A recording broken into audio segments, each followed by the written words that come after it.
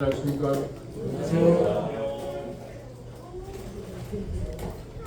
지난달에 의사 확인 검사를 한번 해보셨는데 좀 이해가 되던가요?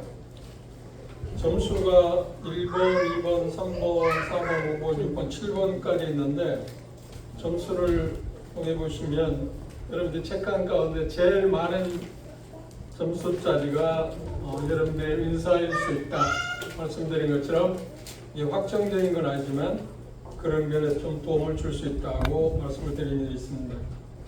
그런데 여러분들 해보신 분들은 알겠지만 거기가 거기 같다, 비슷비슷하다, 그래서 어떻게 해야 할지 잘 모르겠다고 하실 수 있는 분이 있을 겁니다. 그런데 그런 분이 있으면 다시 한번 기도하고 하나님 앞에서 내가 정말 은사를 주님을 섬기는데 확실한 은사를 알고 싶으니까 알려달라고 하고 다시 마음 가운데 정성을 다해서 한번 체크해 보면 비슷하게 여러분들이 어떤 성향들을 발견할 수 있을 거라고 그렇게 생각합니다.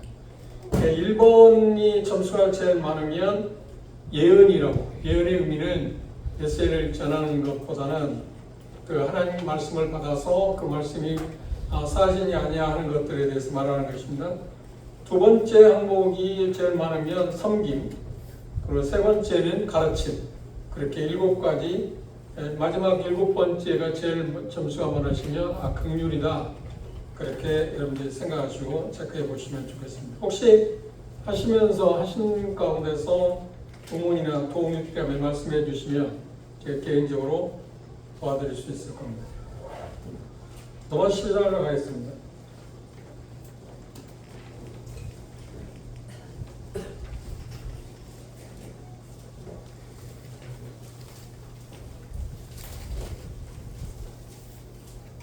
넘어 쓰시면 9절에서 13절에 있는 말씀입니다. 9절, 10절, 11절, 12절, 13절 짧기 때문에 함께 한 목소리로 전체를 함께 읽어보도록 하겠습니다. 로마서 12장 9절입니다. 찾았으면 함께 읽겠습니다. 시작. 사랑은 거짓이 없나니 악을 미워하고 선에 속하라. 긍휼을 살아가여 서로 우애하고 존경하기를 서로 먼저 하며 부지런하여 게으르지 말고 열심을 품고 주를 섬기라. 소망 중에 즐거워하며 환난 중에 참으며 기도에 항상 힘쓰며 성도들의 쓸 것을 공급하며 손 대접하기를 힘쓰라. 내용이 짧게 되어 있습니다만은 그러나 이 말씀은 대단히 중요한 말씀입니다. 이 말씀이 주제가 어떤 거냐면 구원받은 성도들이 지난달에 공부한 것처럼 우리가 각각 주어진 은사들이 있는데 그 주어진 은사들에 대해서 우리가 하나님 앞에 지역교회 한 지체들로서 어떻게 섬겨야 할 것인가 하는 것에 대해서 말씀을 드렸고, 오늘 이 본문에서는 우리 공동체, 정확히 말하면 남산교회가 어떻게 하면 더 도움될 수 있을까, 활발하게 진보를 가져올 수 있을까, 또 다른 표현을 한다면 우리가 정말 남산교회에 바라는 어떤 교회상, 꿈꿀 수 있는 교회상, 그것들을 성취하기 위해서 우리는 어떤 일을 해야 할 것인가 하는 것에 대해서 이 본문은 지금 이야기하고 있습니다. 그런 점에서 접근해 보시면 이 말씀을 좀 더 쉽게 이해할 수 있을 거라고 생각합니다. 참고하기 위해서 우리가 예수님 말씀하신 말씀을 하나 보겠습니다. 요한복음 15장입니다.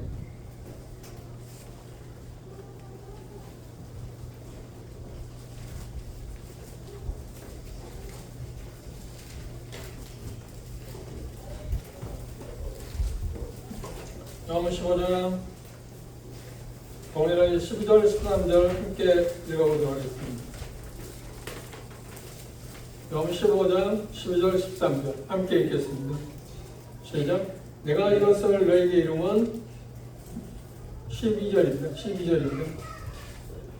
12절, 13절 시작. 내 계명은 곧 내가 너희를 사랑한 같이 너희도 서로 사랑하라 하는 이것이니라. 사람이 친구를 위하여 자기 목숨을 버리면 이에서 더 큰 사랑이 없나니. 그 말씀하고 예수님께서 말씀하신 말씀하고 지금 바울 사도가 성령을 통해서 이 로마서 12장 9절에서 13절에 되어 있는 말씀들의 내용들을 상기시키면 도움이 될 겁니다. 이 말씀을 자세히 보시면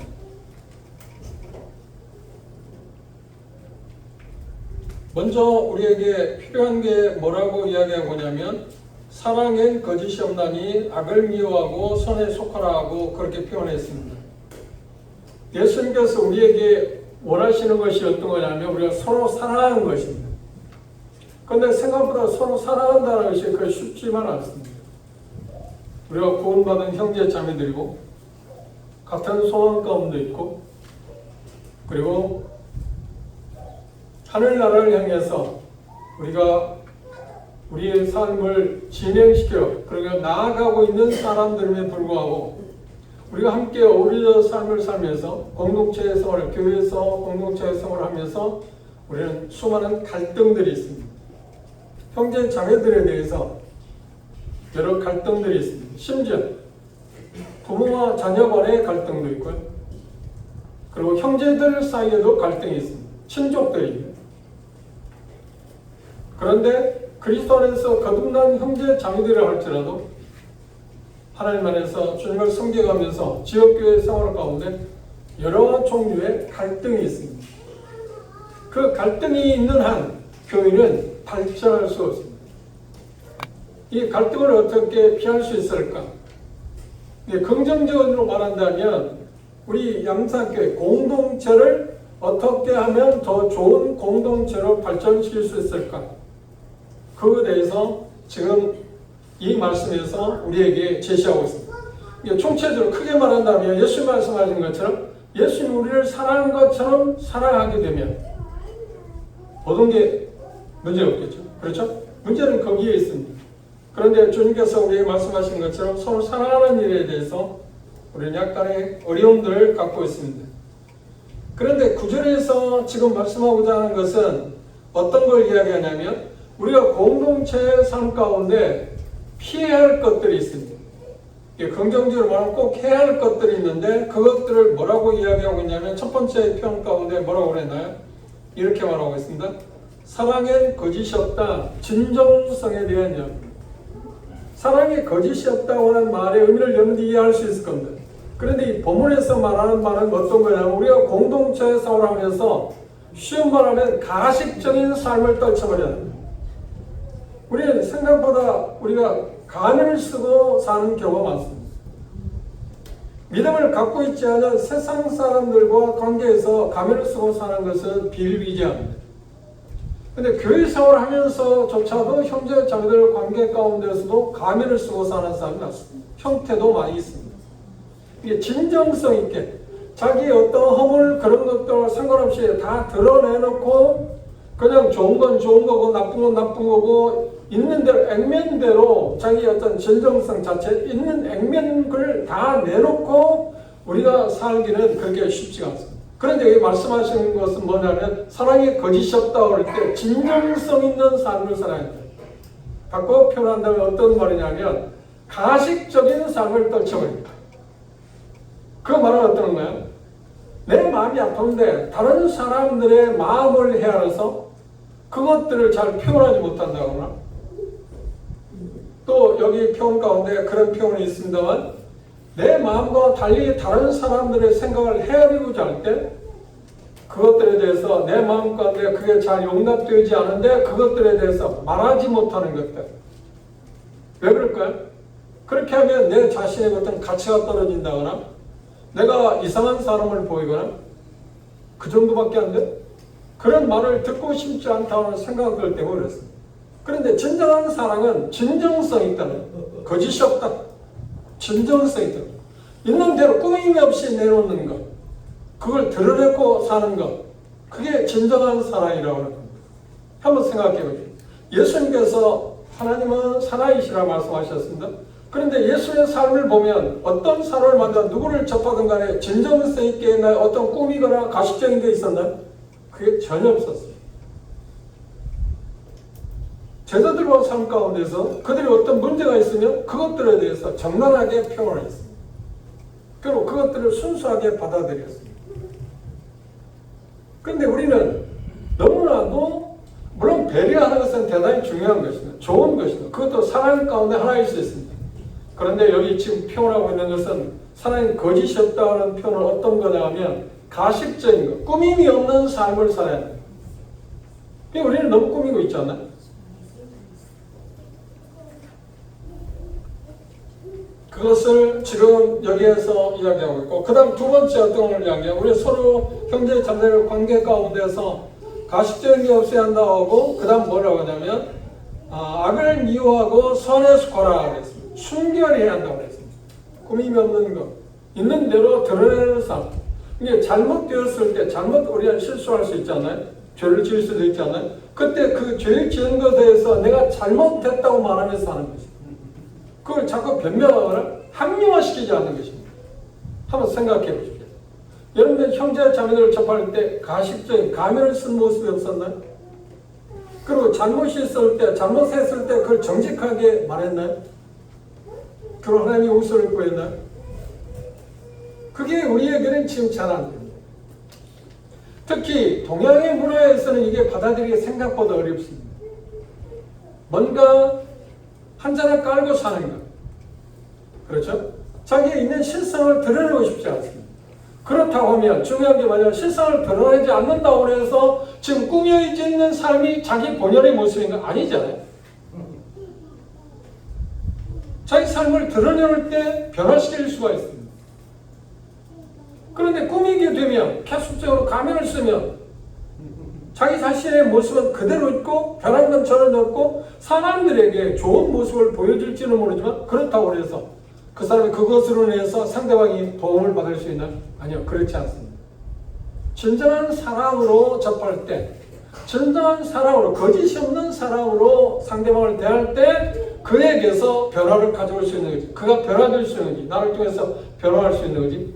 가면을 쓰고 접하게 된다면 나 자신의 모습도 변하지 않고 상대방의 모습도 변할 수가 없습니다. 우리 동양 문화에서는 대단히 어떤 표현을 표현한다면 함정, 그것이 덕이라고 생각하고 예의라고 생각하기 쉽습니다. 그렇지는 않습니다. 그 다음 두 번째로 10절에 보시면 뭐라고 하냐면 타인의 어떤 그 필요한 것을 충족시켜야 한다. 그 표현을 이렇게 표현하죠. 10절에 뭐라고 표현하냐면 형제를 사랑하여 서로 우애하고 존경하기를 서로 먼저. 여기 보면 두 가지를 이야기했습니다. 뭘 이야기하냐? 형제를 사랑하여 서로 우애한다. 그 말은 우리가 잘 알고 있는데 다른 사람, 형제 자매들, 나 말고 다른 형제 자매들 헌신적인 태도를 취해야 합니다. 뭔가 희생하고 뭔가 내어주는 것, 그것을 여기 표현 가운데는 뭐라고 하냐면 형제 서로 우애하라고 그랬습니다. 두 번째 뭘 이야기하냐? 존경하기를 서로 먼저 한다. 그 말은 겸손에 대해서 이야기하고 있습니다. 한번 생각해보세요. 우리의 공동체 생활 가운데서 나 말고 다른 형제 자매들을 접할 때, 다른 형제 자매들을 대할 때 헌신적인 태도를 취한다고. 그리고 두 번째 말씀한 것처럼 우리가 나보다도 다른 형제 자매들을 낮게 여기는 거. 빌립보서 2장에 말씀한 것처럼 그 존경하는 태도를 취한다고 하면 우리의 관계는 얼마나 좋을까요? 그런데 우리는 본성적으로 겸손이라는 걸 잘 모르는 거예요. 죄성 때문에 그렇습니다. 그렇게 하면 뭔가 손해볼 것 같지 않아요? 그렇게 하면 뭔가 내가 낮아질 것 같지 않나요? 그래서 뭔가 나 자신이 지금 내 자신의 형편보다는 모습보다 좀 더 나은 모습이어야 한다고 생각하고 나아지기 위해서 어떤 거냐면 다른 사람을 상대방에 대해서 낮게 생각하는 경우가 있어요. 나를 더 높게 생각하고. 그런데 진실은 어떤 건가요? 내가 더 성숙하기를 원하고 또 상대방이 성숙되기를 원한다고 하면 내 자신이 다른 사람을 나보다 더 낮게 생각하고 위하는 것, 높게 생각하는 것, 그것이 필요하다고 했습니다. 이 헌신과 겸손에 대해서 우리 마음 가운데 생각할 필요성이 있습니다. 그걸 한번 생각하면서 빌립보서를 한번 보십시오. 예수님의 삶에 대해서 우리에게 이렇게 표현했습니다. 빌립보서 2장입니다.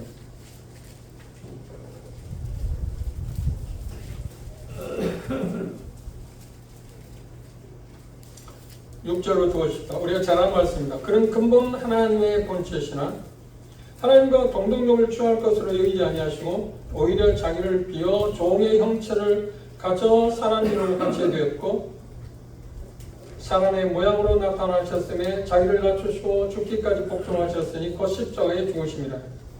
이러므로 하나님이 그를 지극히 높여 모든 이름 위에 뛰어난 이름을 주사 하늘에 있는 자들과 땅에 있는 자들과 땅 아래에 있는 자들 모든 무릎을 예수의 이름을 꿇게 하시고 모든 입으로 예수 그리스도를 주라 시인하여 하나님 아버지께 영광을 돌리게 하십니다. 이 말씀에서 예수의 모습에 대해서 성품에 대해서 이야기해요. 그 말을 쓰면 한마디로 말하면 뭔가요? 헌신과 겸손입니다. 예수 그리스도 왜 십자가에 죽으셨나요? 예수 그리스도 십자가에 죽어서 우리를 섬기기 위한 것이죠. 뭘 섬긴다는 게 뭔가? 그분이 십자가에 죽으시고 섬김으로 말미암아 우리가 구원을 받았잖아요. 그분의 최고의 헌신. 그리고 그분이 십자가에 죽으신 뭐는가요? 낮아질 대로 낮아진 최고의 낮아진 십자가에 죽으신 겸손입니다. 하나님이셨는데 그분 천지를 창조하신 그분입니다. 그런데 우리의 모습을 입고 그분이 오셨다는 말은 뭔가요? 그리고 3년 동안, 물론 33년 동안 사셔서 공생의 3년 동안의 삶을 지켜보면 그분이 하나님의 권세, 권위를 갖고 계시면서 그걸 사용하지 않았습니다. 자기를 비웠다는 말이 그 말입니다. 자기를 내어놓았다는 말입니다. 그걸 사용하지 않았다. 제한했다. 스스로 제한했다. 그 얼마나 어려운 일입니까? 가장 존귀하신 분이 미물을 원했던 사람들을 대면서 그 사람들을 섬겼다. 제자들 우리를 섬겼다. 사람들을 섬겼다는 것은 뭘 말하나요? 그것처럼 어려운 게 어디 있나요? 그런데 결과는 뭐라고 하나요? 그런 삶을 그분이 사셨기 때문에 성부 하나님께서 그분에게 성자 예수님의 머리 주셨는데 모든 이름으로 모든 사람들이 그분의 이름 앞에 무릎을 꿇게 하시는 가장 존귀한 자리에 높이셨다는 거예요. 그리고 예수의 삶에서 우리가 배울 수 있는 게 뭔가요? 지금 바울 사도가 이 본문에서 말하는 말은 그것입니다. 우리가 높아지기를 원한다면 어떻게 한다고요? 사람들을 섬기게 하고, 그렇죠, 헌신하고, 그리고 어떻게 하냐? 나를 낮추는 거예요. 우리가 다른 형제 자매들 대할 때 나를 좀 낮추는 것은 좀 훨씬 쉬운 것이지만 예수님께서 하나님이셨는데 사람들을 섬기고 십자가를 치신 것에 비교할 수 없을 만큼 쉬운 게 아닌가요? 저는 종종 그런 생각을 합니다. 판단을 보류할 때, 판단하는 것을 추종할 때 어떤 생각을 하냐면 이런 생각을 합니다.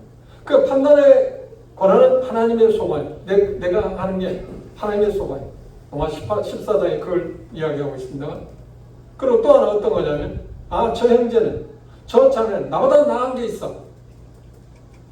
물론 지금 나타나는 것 가운데 부족한 게 보입니다. 연약함이 있어 보입니다. 그럼에도 불구하고 저 형제는 나보다 나은 게 있잖아. 그 형제 볼 때 내가 좀 나은 게 있을 겁니다. 그렇죠? 그런데 그 형제나 자매가 볼 때 자기보다 더 낮은 게 내게 있는 게 아닙니까? 서로 피차 우리는 그런 관계 아닌가요? 그리고 서로를 대할 때 높게 생각하는 좋은 점을 바라보는 것이죠. 그것이 우리의 공동체를 아름답게 만드는 방법이라. 로마 성도들에게 지금 바울 사도는 이 말씀을 통해서 로마 교회 구성 요소가 누구라고 했나요? 유대인과 이방인. 유대인들 가운데 구원받은 사람들, 이방인들 가운데 구원받은 사람들. 시작은 유대인들 가운데 오순절에 가서 구원받고 넘어에 와서 교회가 시작됐습니다. 복음을 전함으로 말미암아서 누가 더 많아졌을까요? 로마 성도들은 누가 더 많은가요? 유대인 성도들인가요? 이방인 성도들? 이방인 성도들이 훨씬 많아요. 그들이 갈등이라는 것은 상상할 수 없는 문제입니다. 에베소 2장에 말씀하는 것처럼 인간 역사에서 정말 뛰어넘을 수 없는 벽이 뭐냐면 유대인이 이방인과의 관계를 유지하는 거죠. 그 뛰어넘을 수 있는 벽이야. 근데 예수 그리스도의 십자가를 통해서 구원받자마자 그 벽을 넘기 시작했습니다. 그 기적 가운데 하나예요. 유대인들은 이방인과 상관하지 않나요? 같이 먹지도 않습니다. 그런데 거듭났다고 하는 이유 때문에 시간이 흐름에 따라서 어떤가요? 같이 겸상하였어요. 벽이 없이 삶을 나갔어요. 그런 모습을 로마의 수많은 사람들이 지켜볼 때 어떤가요? 저들은 왜 저렇게 사랑을 서로 사랑을 정말 사랑할 수 없는 사람들, 벽을 넘어설 수 없는 장애물을 갖고 있는 사람들, 왜 저들은 그 장애물을 넘어섰을까? 답이 뭘까요? 예수 그리스도. 그들이 말하는 예수 그리스도가 그들의 삶을 변화시켰다는 것을 그들은 알게 돼요. 그걸 아는 사람들 어떤가요? 복음을 듣게 돼요. 그 어떤 지역교회보다 노마교회는 갈등이 가장 큰 갈등의 구조를 갖고 있었어요. 그런데 그들은 서로 어떤가? 유대인들은 이방인들에 대해서 존경하고 귀하게 생각하고, 이방인 성도들, 노마 성도들 서로 좀 높이 있어요. 서로. 그리고 서로에 대해서 헌신적인 태도를 보였어요. 헌신이라는 말이 뭔 말인가요? 우리가 주님 앞에 헌신한다, 주님께 어떤 걸 드린다고 할 때 헌신이라는 말을 씁니다. 그런데 우리가 형제 자매들의 삶 가운데 우리는 서로에 대해 헌신하는 존재들입니다. 섬기는 사람. 뭘 위해서요? 그가 잘 되기를 위해서. 진정한 사랑은 뭔가요? 사랑이라는 말을 우리는 여러 각도에서 볼 수 있습니다. 색채가 여러 색채를 나타낼 수 있습니다. 그런데 사랑을 빼놓을 수 없는 것이 뭔가요? 예수님께서 하나님이 우리를 사랑하셨다고 할 때 그 사랑의 극치, 그걸 정의한다면 뭐라고 표현할 수 있나요? 그래서 상대방이 잘 되는 것입니다. 그게 사랑 아닌가요? 상대방이 잘 되는 것입니다. 예수님이 하나님 우리를 사랑하시면서 우리를 높이시기 위해서, 우리를 잘되게 하기 위해서 예수님이 오셨고 그분의 십자가에 죽으신 것은, 그리고 우리를 구원하시는 것은 뭔가요? 우리를 높이기 위해서는 거예요. 잘되게 하는 거예요. 상대방이 잘되게. 그러기 위해서 할 수 있는 게 뭔가요? 그렇지, 나를 내어주는 게 밖에 없죠. 헌신하는 게 밖에 없죠. 그거 없이 사랑을 나타내 볼 수 있나요? 그래서 예수님께서 아까 요한복음 15장에서 13장에서도 그렇게 표현하고 있습니다. 내가 너희를 사랑한 것 같이.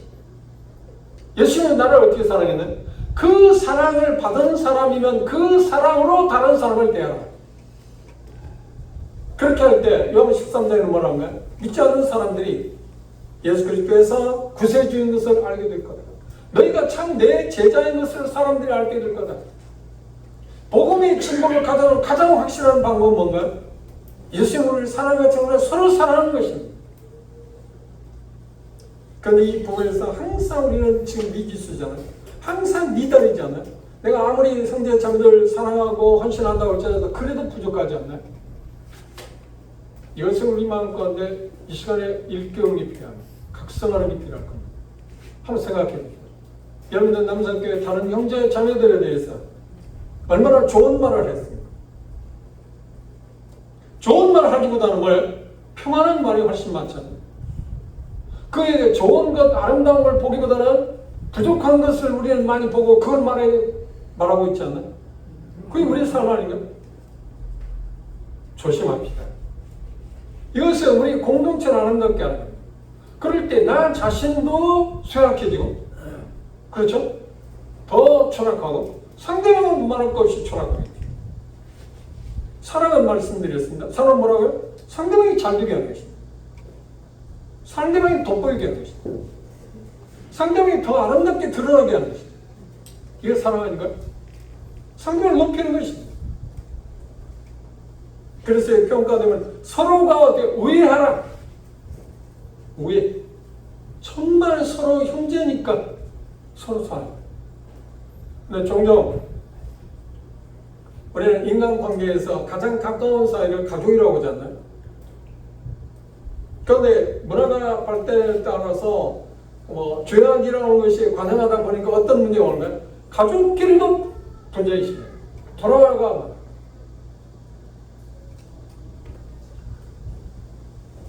제가 다니는 여러 지역교회 형제자매들, 지역교회 형제자매들을 위해서 기도하는 가운데서 지금도 계속 기도하고 있는 게 있습니다. 그게 뭔지 아세요? 가족끼리 화해하는 것입니다. 생각보다 가족끼리 화해를 못하고 있어요. 형제자매, 구원받은 형제자매들을 떠나서 한 가족인데 화해 안 돼. 그런 모습을 볼 때 믿지 않는 사람이 어떻게 생각하겠어요? 또 우리가 그리스도 안에서 형제자매 아닌가요? 형제자매도 우리가 서로 오해하지 못할 때 다른 형제보다 좋은 말, 높이는 말, 그가 잘 되기를 원하는 말, 그리고 어떤 부족함을 내가 감당하고자 하는 것, 그런 태도를 우리가 취하지 않을 때 누가 복음을 듣겠습니까? 누가 예수 그리스도 하나님 그분이 사랑이라는 말을 받아들이겠습니까? 예수 그리스도 하나님이 사랑이라고 하는 것은 우리의 삶 가운데 우리가 반영시켜야 하잖아요. 어떻게? 이거 말씀하세요. 서로 위하는 것입니다. 참 위합시다. 우리가 이 세상에서 뭐 그런 말 있잖아요. 잊지 않아서 사랑하기에도 짧은 시간, 그리고 다른 사람에게 어떤 덕을 끼치기에도 짧은 시간인데 왜 우리는 서로 반복하고 여러 가지 어려움 가운데 사는가 하는 점. 그러니까 비근한 좋은 예는 들지 모르지만 우리나라의 정치계를 보십시오. 백성들을 위해서 뭔가 좋은 일을 해야 할 거 아닌가? 백성들을 편안하게 하고 법치를 증진시키기 위해서 그들은 지금 백성에게 뽑아줬잖아요. 그런데 그들을 무엇을 보면 서로 싸우고 있잖아요. 그럼 여러분 그런 것도 식상하지 않았나요? 그런데 그 모습이 우리들의 모습이다. 교회 안에서, 심지어 교회 안에서조차 서로 우애하지 않아요. 아니 좁히지 못할 게 뭐가 있나요? 그래서 앞에 말씀드린 것처럼 사랑에 거짓이 없다는 가면을 벗잖아요. 있는 대로 말하세요. 편하게. 그리고 그것에서 용서를 받고 또 나 자신의 잘못을 인정하고 용서를 받아야 하지 않나요? 그리고 관계를 유지해야 하잖아요.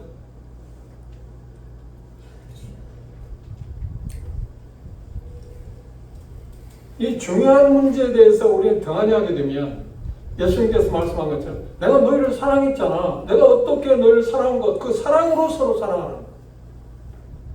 그러면 세상 사람이 너희가 내 제자인 것. 그 말을 다른 의역 성경에는 뭐라고 표현하냐고 그래서 우리가 예수님이 우리를 사랑한 것처럼 사랑하면 세상 믿지 않는 사람들이 예수 그리스도께서 구세해 준 것을 알게 될 거라는 거예요. 그게 유일한 방법이에요. 그리고 이 방법은 서로 형제를 우애하라고 해요. 그리고 서로 자기를 낮추는 거죠. 자기를 낮춘다는 게 뭐냐면 상대방을 좀 더 귀하게 생각, 나보다 더 남을 낮게 여기는 거예요.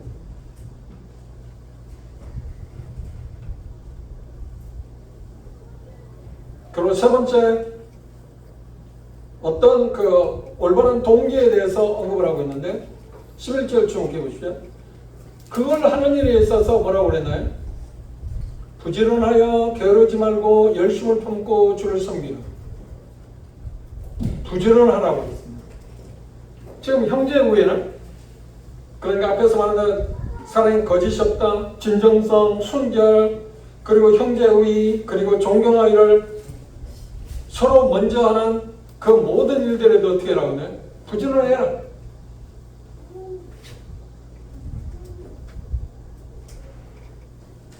여기 보면 나태하다 아니면 빈둥거리지 말라는 것입니다. 그 일 하는 일에 대해 주저하지 말라. 내가 낫사라. 네가 먼저 낫사라. 그 표현을 부지런하여 게으르지 말라 했습니다. 그 다음 두 번째 뭘 이야기했나요? 열심을 품고 주를 섬기는. 열심이 뭔가요? 여기서 말하는 열심은 이런 뜻을 갖고 있습니다. 물이 끓을 때 몇 도가 되면 물이 끓죠? 100도. 그걸 측량. 99도 아닙니다. 일반적으로 99도도 끓을 수도 있겠죠. 그런데 일반적으로 우리가 아는 것은 물이 끓으면 100도라고 하던데 90도도 안 돼요. 이게 부지런하고 게으르지 말고 열심을 품고 하면 물이 끓을 정도까지 계속 진전시켜라. 이만큼 했으면 돼. 내가 할 수 있는 건 여기야. 그게 말하는 거야. 상대방이 할 수 있는 최고의 지점까지 이르도록 열심히 해야 돼. 그걸 게으르지 말고 부지런해야 돼. 그런데 어떻게? 주를 섬기는 마음.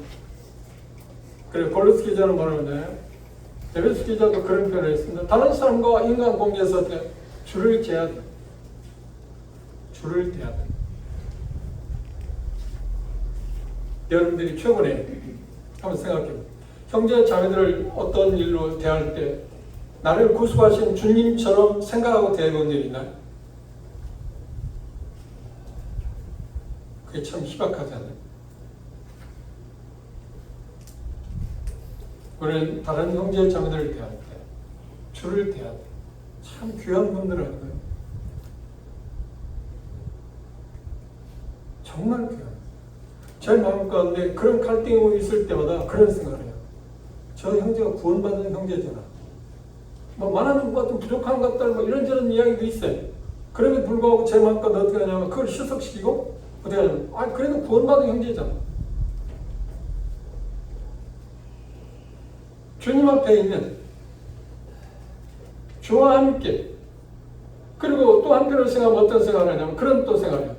그래도 뭐 잘났네 못냈네 뭐 지금 감정이 좋으니 나쁘니 해도 그래도 결국은 어떻게 하나님 나라에 같이 갈 사람, 하나님 나라에서 같이 영원히 살 사람. 그걸 생각하면 제 마음과 이해가 돼요. 그리고 조금 그를 바라보는 시각이 바뀌어졌어요.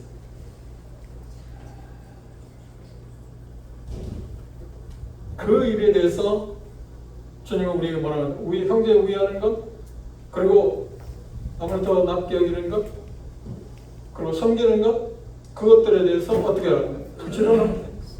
마치 물이 끓는 지점까지 최고 점에 도달할 때까지 그렇게 해요.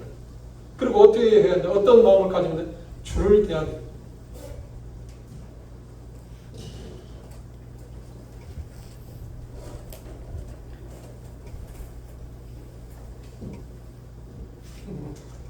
(12절) 주목해 보실까요? 소망 중에 즐거워하며 환난 중에 참으며 기도에 항상 이 세 가지를 이야기합니다. 소망 중에 즐거워한다는 말은 앞을 바라본다는 말인데, 그리고 환난 중에 참다는 것은 현실에 대한 이야기인데, 그리고 기도에 항상 침묵하는 말은 뭔가요? 동역, 도와주는 역할을 합니다. 우리는 다른 형제 자매들과 함께 공동체에 속해 있는 남산교회 여러 다른 형제 자매들에 대해서 우리가 생각할 수 있는 것은 여기 표현하고 있는 것처럼 소망 중에 여기 표현하고 그렇게 말씀하셨습니다. 뭐라고 했나? 소망 중에 즐거움. 소망은 뭔가요? 전에 한번 말씀드렸어요. 소망하고 희망은 다른 것입니다. 소망은 보장된 것입니다. 보장된 게 있으니까 그 보장을 뭐라고 하는 거예요? 아까 빌립보서에 있는 것처럼 예수님처럼 헌신하고 낮아지면 섬기게 되면 어떻게 하나요? 높임을 받는다. 그게 확실한 것 아니에요. 확실한 보장된 거죠. 하나님께서 성부 하나님께서 성자 예수님이 그런 삶을 십자가에 죽으시고 그것으로 인해서 자기 자신을 낮추시고 그 하나님의 권한을 사용하지 않은 그 모습을 통해서 뭐라고 하냐? 모든 이름으로 예수의 앞에 무릎을 꿇게 한다고 합니다. 최고의 극단입니다. 그러니까 주가 되게 하신 거예요. 그게 확실한 거예요. 우리가 현재 자매들을 섬기고 헌신적이고 그거 하는 것이 뭐냐면 그게 절대로 손해볼 일이 아니라 그 소망을 바라보고 여기 표현하고 있는 것처럼 우리 자신들이 즐거워하는 게 필요해요. 그 다음에 어떤 현실은 어떤가요? 그렇죠. 인내가 필요해요. 그 말은 뭔가요? 내가 다른 형제한테 어떤 사랑, 친절 그런 것들을 했는데도 그 상대방이 내가 한 만큼 되돌려주지 않는 경우 하다 하잖아요. 그때 우리는 마음과 어떻게 해요? 자괴감에 빠져요. 괜히 했네. 아니, 괜히 한 게 아니에요. 그걸 주님은 기억하시고 그것에 따라서 우리에게 보상하신다고 말씀하지 않나요? 그 일이 반복되게 되면 그도 변할 수 있는 것이죠. 근데 우리는 대단히 요한한 존재다 보니까 어느 부분에 대해서 이렇게 하겠다 하면 해봅니다. 저쪽 반응이 신통치 않으면 좀 더 나아서 한 번 또 해보지. 그래도 신통치 않으면 또 한 번 해보지. 그럼 몇 번까지? 우리는 주로 말하면 3번까지 할 수 있어요. 유대인들 몇 번까지? 7번까지 한다. 근데 주님은 뭐라고 하나요? 아니야, 그 변화될 때까지 기대하고 계속 그 인내라는 게 필요해요. 여러분 혹시 삶을 살면서 상대방이 내가 그렇게 대하는데도 계속 끊임없이 친절을 베풀고 사랑을 베풀면서 내가 이렇게 살아서 안 되고 변화된 분들이 계시잖아요. 우리 주변에 그런 분들이 있지 않나? 그건 뭐예요? 열심을 통포해요. 계속 끊임없이 그 목표에 도달할 때가 있죠. 우리 팔팔 끓일 그 온도까지.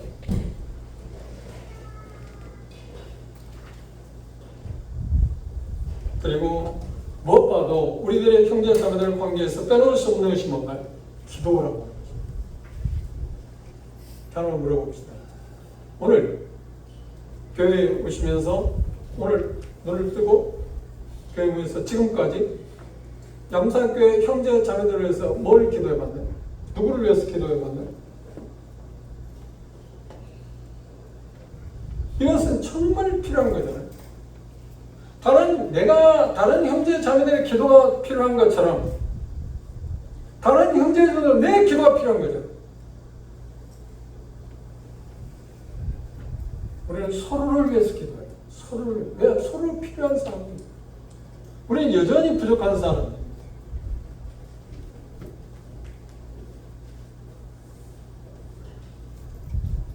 잘하네. 저는 매일, 정말 매일 일어나자마자 기도하는 시간에 제가 다니는 지역교회가 5군데거든요. 그 5군데 여러 형제 자매를 다 기원할 때 그런데 특별히 그 지역교회 인도자들을 위해서 계속 끊임없이 기도해요. 정말 끊임없이 기도해요. 남산교회는 종진이 형제하고 해주입니다. 그리고 지금 인턴 과정에 있는 형제들, 새 형제들을 위해서 제 마음 가운데 생각하고 계속 기도합니다. 그리고 남산교회 여러 형제 자매들을 생각하면서 기도합니다. 제가 기도하는 이유는 뭔가요? 하나님의 도움이 없이 우리가 살아갈 수 없으니까.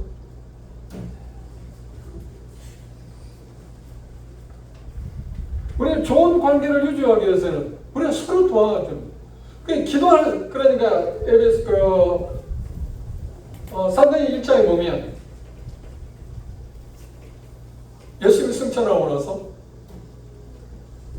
그들이 한 게 뭔가요? 모여서 기도했어요. 함께 기도할 수 있으면 우리는 참 좋은 관계입니다. 함께 기도할 수 있습니다. 하나님 앞에 우리의 있는 것들을 다 내놓고 기도한다는 게 그거 아닌가요? 함께 기도할 수 있다면 우리는 참 좋은 거예요. 그러면 그것을 한번 생각하면서 남산교회 형제 자매들을 생각하면서 나는 저 형제와 함께 기도할 수 있는 사람이 아니야. 저 형제는 저 자매는 내가 함께 기도할 수 있는 대상이 아니야 라고 말할 수 있는 한 사람도 없나? 전부 다 누구하고나 다 여러분들이 지금 함께 기도할 수 있는 대상인가요? 번개 기도하면 껄끄러운 사람 있나요? 있지 않나요? 정직하게 생각해요. 사람이 거짓이 없다고 그랬잖아요. 진정성이 한번 생각해요. 그 별로 뭐예요? 그 형제가 형제 자매가 있다고 하면 그 형제 자매가 정말 내 기도가 필요한 사람 아닌가요?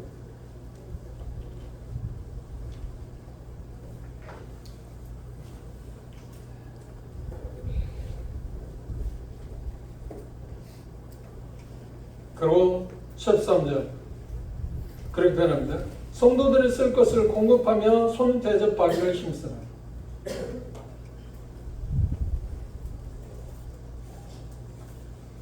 이 표현은 무엇인가요? 성도들의 쓸 것을 공급한다. 그거가 빼놓을 수 없는 것이 뭐냐? 생각합니다. 성도들의 쓸 것을 공급한다고 우리는 어떤 생각을 내가 갖고 있는 게 뭐가 있어야지, 넉넉해야지, 풍족해야 나눌 수 있지 않나? 그렇게 생각하지 않나요? 근데 하나님 그렇게 말씀합니다. 좀 생각해 보십시오. 좀 정직하게. 사람이 거짓이 없다고 그랬습니다. 정직하게. 나는 형제자매 나눌 수 있는 게 없다. 내가 형제자매 나눌 수 있는 게 없다. 그렇게 생각하시면 그렇게 생각하는 건 뭐 때문인가? 나는 지금 나도 모르는데 나도 부족한데 뭘 나눠? 그런데 바꿔 생각하면 내가 다른 형제자매 나눌 수 있는 건 우리 내게 있어요. 내게 있다는 거예요. 내게 있어요. 많은 걸 지금 이야기하는 게 아니에요. 그렇죠? 많은 걸 이야기하는 게 내가 뭔가 나눌 수 있는 게 있어요. 하나님께서는 우리를 창조할 때, 우리를 구속할 때, 구원만 받았을 때 나를 다른 사람을 위해서 뭔가 나눌 수 있는 걸 다 주셨다니까요. 그게 꼭 물질만을 지금 이야기하는 게 아닙니다. 오늘 나눈다고 할 때 어떤 물질에 대해서 이야기하는 수도 있습니다. 물론 물질이 큰 것 가운데 하나입니다. 나눈다고 할 때. 하나님께서 내게, 우리에게, 우리 가정에 지금 현재 필요한 것을 주셨습니다. 내가 갖고 있는 거 있습니다. 그 갖고 있는 것 가운데서 하나님 내게 주신 이유는 뭘까요? 그렇지. 다른 형제자매 필요한 것이 볼 때 그걸 나누라고 주신 것이다. 그 시선으로 바라보는 것이다. 그런데 대개 그렇습니다. 그렇지 않은 사람도 있습니다. 대개 나누는 사람들은 어떤 사람들인가요? 뭔가 많이 있는 사람들이 잘 나누던가요? 자기도 지금 쓰기 부족한데 그 사람들이 잘 나누던가요? 후자가 훨씬 많지 않나요? 후자가 훨씬 많습니다. 우리 문화를 보십시오. 그게 전부는 다 아닌데 제가 보기에도 제가 어렸을 때 대단히 가난했지 않나요? 대단히 가난했어요. 어렵게 살았어요. 다들 그렇죠? 끼니 걱정할 정도 그렇게 살았잖아요. 그런데 그때 어떻게 했나요? 인정을 해요. 더 차고 남쳤어요. 내가 먹기도 어려운데 이웃에 필요한 게 있으면 나눠. 그리고 나 먹고 살기도 부족한데 어떻게 하냐? 농경사회를 어떻게 한다? 이웃을 불러. 같이 먹자.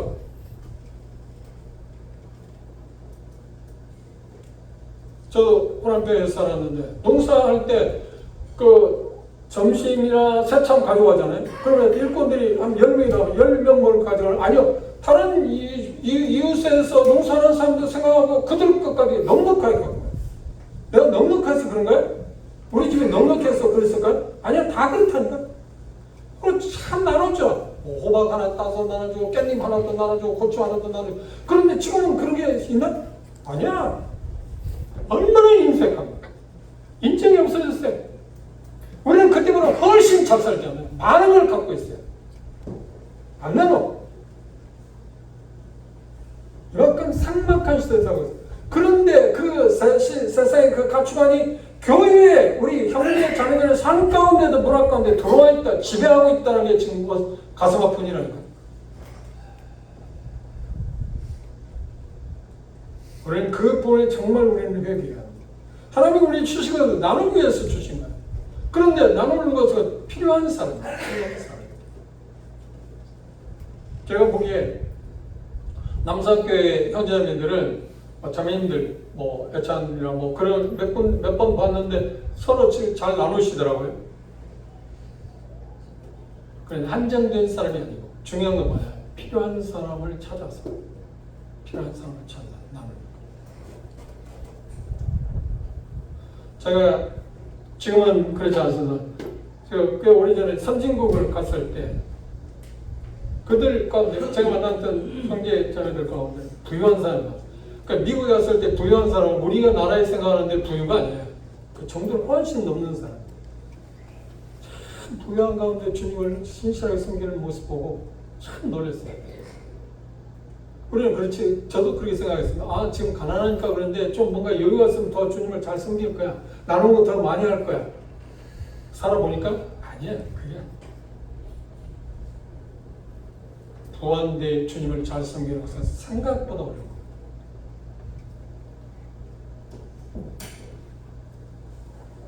그래서 이 표현 가운데 하나님께서는 우리에게 그렇게 말씀하십니다. 성도들 쓸 것을 공급해요. 누군가가 부족하다고 하는 말은 뭔가요? 내가 그걸 채울 수 있는 것을 우리에게 주셨다. 그것들이 우리의 사랑의 관계인 거예요. 그리고 야곱 기자는 그것에 대해서 당시 유대인 사회에 편만하게 빠졌던 게 뭔가요? 빈부의 차이가 많아가지고 부자들은 우대하고 가난한 사람을 하게 했어요. 바라보지 않았어요. 그리고 교회 예배당 와도 어떻게 해요? 부자도 여기 앉으십시오. 여기 앉으십시오. 그런데 가난한 사람보다는 뒷자리에 앉든지 말든지. 그런 양상이 우리에게도 있을 수 있지 않나요? 오히려 가난한 사람들이 우리가 더 찾아봐야 되는 거예요. 어려운 사람. 환경적으로, 그게 전부는 아닙니다. 환경적으로 남산교회는 세상에 결손 아이들과 가까이 있습니다. 그렇죠? 보육원의 아이들, 어떤 결손 아이들, 그 아이들에 대해서 우리 손을 펼 수 있는, 자주 접하니까 다른 지역에는 볼 수 있는 게 없잖아요. 그런데 남산교회 형제자매들은 자주 보잖아요. 그런 사람들이 그 아이들에게 내가 얼만큼 손길을 펼쳤는가라는 것이. 교회에서 어떤 행사를 했을 때, 그렇죠? 행사를 했을 때, 그거 어떤 행사 가운데 우리가 지금 접해 있으니까 그들을 위해서 어떤 그 베푸는 것, 피를 공급하는 거 그것도 한 번쯤 해볼 만하지 않나요? 그거 얼마나 좋은 것입니까? 그건 얼마나 잘하는 것입니까? 물론 다른 지역들이. 그런데 우리 모임에 지금 한국, 물론 역사적으로 19세기 형제들 모임 그러지 않았습니다. 우리 한국 모임에 가장 지금 빈약하다, 기독교가 뭐 개신교가 그랬습니다. 걔들은 그렇지 않습니다. 가장 빈약하다는 게 뭔가요? 나눌 줄을 모른다. 나눌 줄을 모른다. 어마어마한 헌금을 가지고 자기들만 쓰고 있다. 걔들이 개신교가 다른 게 뭔지 아세요? 그들은 그걸 통해서 사람들에게 현혹하고 있어요. 이게 진정성은 없어요. 실상은 그렇습니다. 그런데 표면적으로 어때요? 그걸 통해서 가시를 볼 때 그들은 뭔가 다 잘해. 구제를 잘해. 그런데 기독교는 부자는 게 별로 있어요. 그런데 모임은 어떤가요? 모르겠어요. 남사교회 헌금 지출하는 데 내가 잘 모르는데 뭐 재정 같은 거 그걸 알면 내년부터 하시죠. 구제를 하세요. 우리 주변에 가난한 사람들이 있어요. 그게 교회 존재 이유 아닌가?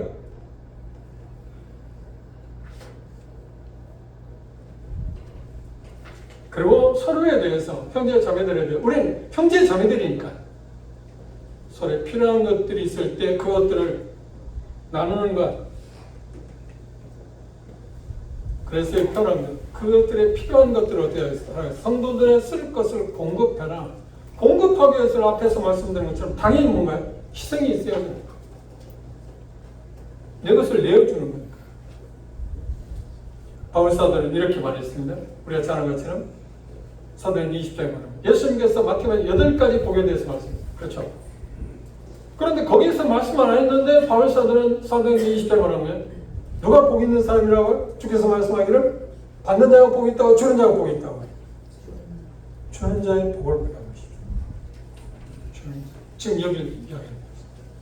성도의 피를 공부해 주는 자의 복. 줄 수 있다는 거 얼마나 큰 겁니다.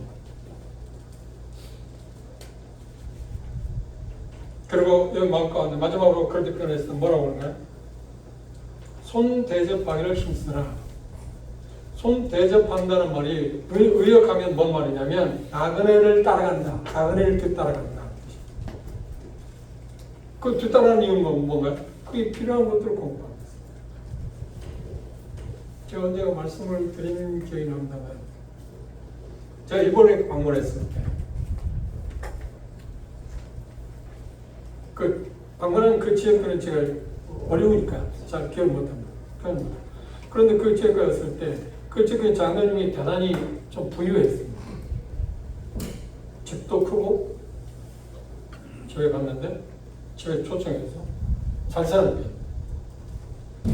그런데 일본에 3번 갔지만 그 5성급 호텔에 그 형제님이 그 배려해서 5성급 호텔 처음 갔어요. 대다수는 그냥 다대기방 그런데 그게 나쁘다는 게 지금 이야기하는 게 아닌데 그 특별한 대우를 받았어요. 특별한 대우를 받았습니다.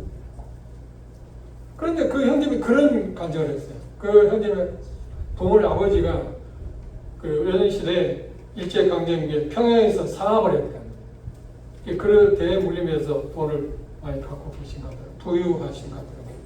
그런데 아버지가 평상시에 아들된 구원받기 전에 어려서부터 이 아들이 그렇게 말했다. 나그네는 항상 복을 가져온단다. 그러면 이미 그때 구원을 받았답니다. 아버지는. 나그네를 대접하면 또 끝나는 게 아니라 항상 복으로 돌아온다. 그럼 네가 자라서 나중에 삶을 살면서 나그네를 대접을 잘해라. 그러면 반드시 그게 돌아온다. 그것을 자기 마음 가운데 갖고 있어 계속 그렇게 실천한다. 그러면서 그분이 이제 자기 집에 초청해서 갔는데 그러더라고요. 현님 보기 제가 이렇게 사는 게 집도 크고 그 정원도 잘 갖고 왔습니다. 제가 관심이 있는 부분이기 때문에. 근데 그분이 그런 거예요. 형제님 그런 거예요. 현님 보기에 이렇게 여러 형제 자매들 방문을 해보고 오셨는지 가정은 얼마나 가셨는지 모르지만 우리가 잘 살고 있지 않나요? 뭐 그런데 그렇다고 뭐 그런 거 아니야. 웃었어요. 그러니까 그 간증을 하는 거예요. 아버지부터 아버지한테 가르침 받은 것처럼 내가 지금 그렇게 하고. 그런데 그래서 그런지는 모르지만 하나님께서 내게 항상 나그네를 대접할 때 빈손으로 하나님께서는 돌려버리지 않아요. 항상 갚아주시고 이 땅 가운데서 여기 손님을 대접한다는 손님은 누구인가요? 당시에 1차적인 것은 순회사였죠. 여러 지역에 복음을 전하러 다니는데 생계를 꾸릴 수 없잖아요. 그럼 그 지역에서 도와줘야 되는 그렇죠? 어려운 형편입니다. 핍박도 받고 심지어 시간이 좀 지나서는 어떤 거냐면 이 노마스를 쓰고 나서 4, 5년 후에는 어떤 거냐면 뭐 바울사도도 감옥에 갇히는 일이 있고 그것 때문에 예수 그리스도를 믿는다고 하면 전부 다 감옥에 갇혀거나 사자밥이 되게 하거나 그런 일이 있어요. 예수 믿는다고 해서 드러낼 수 있는 형편도 아니었어요. 그런데 일꾼들을 초대하기 쉽나? 그건 모험이죠. 그런데 어떻게 했더라고요? 많은 사람들이 일꾼들을 대접하는 일을 즐거워했어요. 그게 뭔가요? 그게 지금 살아난다는 거예요. 원래 서로 살아난다. 그렇죠? 그러면 이 말씀을 통해서 우리가 생각해야 할 결론적인 것은 뭐예요? 우리 공동체 남사교회가 정말 하나님이 원하는 아름다운 교회가 되기 위해서 우리를 어떻게 한다고요? 빼놓을 수 없는 게 뭐예요? 그래, 가시를 버리고 살자. 가시를 버리고. 그거 살아가자. 사람은 뭐라고 그러나요? 상대방이 잘 되는 거죠. 상대방의 선을 추구하는 것. 그것의 일환으로 어떤 걸 이야기하나요? 형제 우애도 이야기했고 또 그들을 위해서 우리가 서로 기도해야 할 대상이니까 서로 기도하는 것 그리고 필요를 공급하는 것 그리고 우리는 어쩔 수 없이 두 번째 나그네라고 표현했을 때 일꾼들에 대한 이야기지만 우리는 이 세상에 살면서 베드로는 뭐라고 했나요? 그리스도의 삶을 나그네라고 했잖아요. 나그네고 행인 같은 그리고 세 번째를 말한다 보면 믿지 않는 사람들 가운데 도움 필요한 사람 그 사람들을 포함해서 나그네 그걸 대접하는 손 대접하는 물론 그걸 부정하는 건 아닙니다. 근데 전에 달리 남사교회도 그럴 겁니다. 제가 다른 지역교회 초대를 받은 것 같습니다. 전에는 초대를 받으면 항상 어떻게 음식을 누가 준비하는 거예요? 형제 자매들 집에 초청을 해요. 그래서 나눠줘요. 그래서 손 대접하는 거예요. 그러니까 가정을 개방해서 그런 거예요. 그런데 지금 거의 그걸 볼 수 있지 않습니다. 많지 않습니다. 다 교회의 재정을 갖고 아니면 어떤 형제 자매들이 음식을 사주는 죠. 자기 집을 개방해서 자기 집에서 음식을 준비하는 게 아니라 사주는 죠. 사주는 잘하는 겁니다. 그런데 그보다 더 좋은 건 뭔가요? 그래서 개방해서 함께 나누는 거예요. 그거 더 좋은 거예요. 이게 문화가 편의 때문에 그런지 모르지만 문화는 점점점 하나님의 말씀에서 지금 벗어나고 있다. 그런데 우리는 그것에 따라가고 있다. 좀 성경이 뭐라고 있는 것처럼 그 원 안으로 우리가 좀 돌아올 수 있으면 얼마나 좋을까. 좀 힘들죠. 이 무더기에 자기 집에 손님을 초대해서 음식을 만들어주는 건 고역이거든요. 힘든 정도는 고역이거든요. 나는 한편으로 생각하면서 이런 생각도 합니다. 항상 그런 생각을 해요. 어떤 자매님들이 애찬을 준비하잖아요. 물론 돌아오면서 애찬을 준비합니다. 애찬 준비하는 애찬은 정말 힘든 일.